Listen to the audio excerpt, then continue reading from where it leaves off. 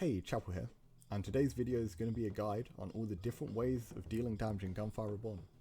I've separated it out into categories and I'm going to talk about each one by one. Starting off with upgrades. Now upgrades is where you can spend gold at the craftsman to gain permanent weapon damage. Each one will give 15% additional damage, and as you do more it will get more and more expensive. Now, you don't have to necessarily choose a weapon early on in the run, because weapons will gradually get better and better the later you get, with more inscriptions and higher weapon levels. So choosing one as late as Act 3 or even Act 4 is often perfectly reasonable. Although if you do have the gold for it, then you can choose a weapon to keep earlier if you think it's good enough already. Now, weapon upgrades by themselves don't tend to do enough to win you the whole run, but in conjunction with other forms of weapon damage buffs, it's a very good form of scaling that you should always keep in mind. Secondly, let's talk about Luckyshot. Now, Luckyshot is a percentage chance to do additional damage, going up to 4 times, and the colour of the shot will change based on how hard the Luckyshot is. A 2 times Luckyshot will appear orange, 3 times will be purple, and a 4 times Luckyshot will be red. Here are some of the scrolls that you can use to up your Luckyshot. Speedy Pursuit is 50% for 2 seconds after dashing. Berserk Soul gives you more Luckyshot at lower health, which is perfect when combined with Airbag to be always at max value of this. And finally, Reasonable Luck, which is a massive 80% Luckyshot buff, but caps your Luckyshot to 150%. Keep in mind that Reasonable Luck can be dropped if you get enough other forms of Luckyshot, and will overcap this 150% that it puts on. You can also gain a lot of Luckyshot from inscriptions. Some examples of powerful ones can be 150% for next shot after critting 3 times in a row. This can be good on any kind of high rate of fire weapon, as is 5% Luckyshot for 3 seconds whenever hitting an enemy, up to 100%. And then for lower rate of fire weapons with low magazine size, the magazine capacity becomes 2, second shot's 200% Luckyshot. Once again, Luckyshot is very powerful when combined with other forms of weapon damage, and it can be especially powerful on launchers due to their lack of ability to crit. Luckyshot becomes a very important form of scaling for them. Speaking of which, we're going to talk about crits third. Now, crits is on most weapons aside the launchers and melee weapons, but tends to be most important for snipers with the exception of Sting, which leans more towards being an elemental weapon, and certain ARs, most notably the Cavalry, the Rainbow Arch and Dragon Chaser. Rainbow Arch has a right click very similar to a sniper shot. Cavalry forces crits on every 3rd shot, even when missing the enemy weak point, and Dragon Chaser can lock onto the enemy weak point and crit consistently. Here are some of the crit scrolls you can find, with Wait for Good, which forces crits on a cooldown, Deadly Counter, which forces crits for a few seconds after taking damage, Penetration Bullets, which attacks the enemy health directly through shields and armor when hitting the enemy weakness, and finally Merciless Strike, which grants extra Luckyshot on crits. The most important, however, tends to be Hawkeye Sight, which gives a flat amount of extra crit for the compensation of less weapon damage when you miss. You have some inscriptions too that can buff the crits. The top 3 there are for snipers, the others are for the high rate of fire weapons, such as the assault rifles. However, the most important inscriptions at all when talking about crit is the Gemini. You should always be looking in a hard crit build to be using the combined crit Gemini, and the best weapon for doing this with is the Strike Wing. You'll be combining the crit of two weapons, and Strike Wing has the highest base crit in the game. Next, talk about projectiles. Now, projectiles are only achieved through inscriptions in Gunfire, and the one I've highlighted in red here is the most important. Plus 0.2 projectiles every enemy killed. This caps out at 3, meaning you get triple damage on every single shot. And when combined with the other projectile inscriptions, the buff is multiplicative, so so getting this alongside the other projectile inscriptions is incredibly powerful. Now as you can see here, it reads that it's to keep this up you want to be having an infinite magazine.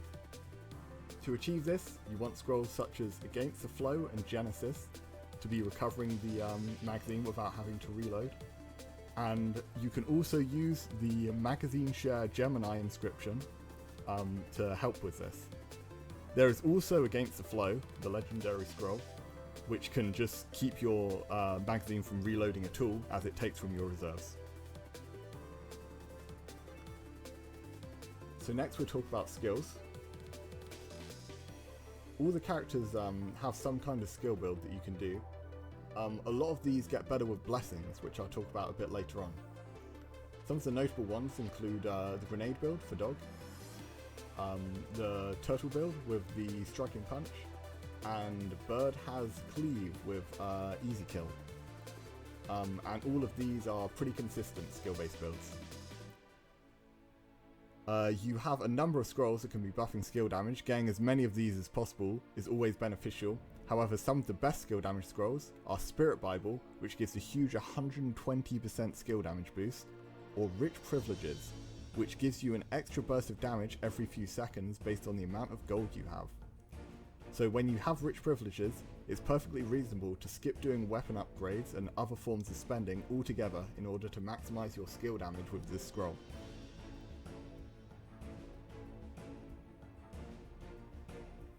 Next we'll talk about elements. A common misconception is the fact that elements is only an important damage scaling for Crown Prince, but this is not true in the slightest. I did make a video a while back going more in detail about elements on Crown Prince specifically, but this will be about doing it on all characters, because elemental fusions are always very powerful. The most notable ones that are dealing damage is Miasma, which is a combination of decay and shock, and Combustion, which is a combination of decay and burning. Miasma is damage over time based off enemies' max HP, and it's one of the most efficient damage forms in the game because it doesn't need any other forms of scaling. The only other thing that's important is how quickly you can apply it. Now this can carry you through pretty much the entire game, with the only content it falls off in being Act 3 elites and bosses or later. It sucks versus the Act 3 bosses, it sucks versus Pole Monarch in Act 4, and all the elites take a pretty long time as well by that point.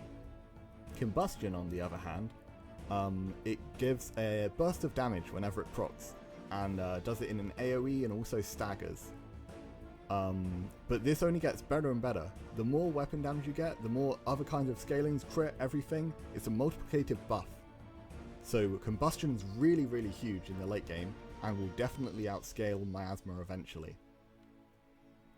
One of the easiest way to achieve this on characters aside from Crown Prince is with the Shared Damage Gemini inscription. So for Miasma share, you want to be sharing a Decay and a Shock weapon, and the Combustion share, you want to share with the Decay and Burning weapon. There's quite a number of elemental scrolls as well. The ones you want to look out for though, like be careful with the Enthusiast scrolls. They don't fit into every build. Even though they are elemental scrolls, they can be very situational, so don't always be picking them up unless you've got like the shards to negate them, or if it doesn't matter particularly for your build. Some of the notable ones as well can be the free ring scrolls. The elemental ring scrolls can make it so that you can very easily get triple elements on the characters where it wouldn't usually be possible. Finally, we'll talk about blessings.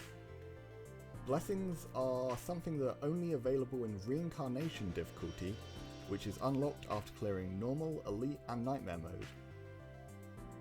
You talk to the Spiritual Remnant at the start of each act, and he will give you a choice of 3 blessings. Now, blessings can be absolutely run-defining, and there are some which are incredibly powerful. I wouldn't have time to talk about all of these in this video, but some good examples is Thunder and Glory for Lei Lao, which can mean you can scale your lightning bolts massively, and can make certain ascensions like Thunder Nemesis and Formless Zap a lot more powerful than usual. You can have Ice Blade for Tau, which makes flying swords deal a additional 10% of enemies' current HP as true damage, which is capped on elites and bosses, which means you can just maximize sword summons to be buffing your damage as much as possible. And finally, Atomic Bomb for the dog. So this one just makes the normal grenade build for dog just completely ridiculous by adding a huge damage buff and making it so you throw all your grenades when it procs.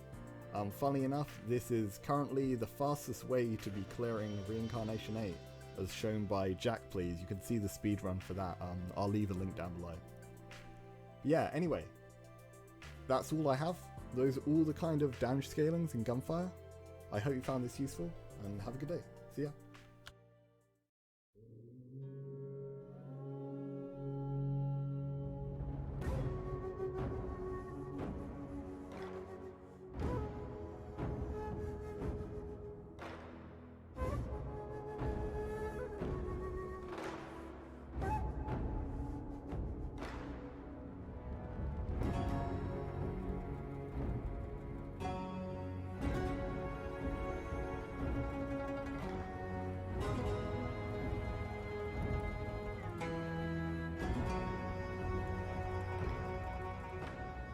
So if you don't know what blessings are, they're unlocked from the Phantom, what's he called?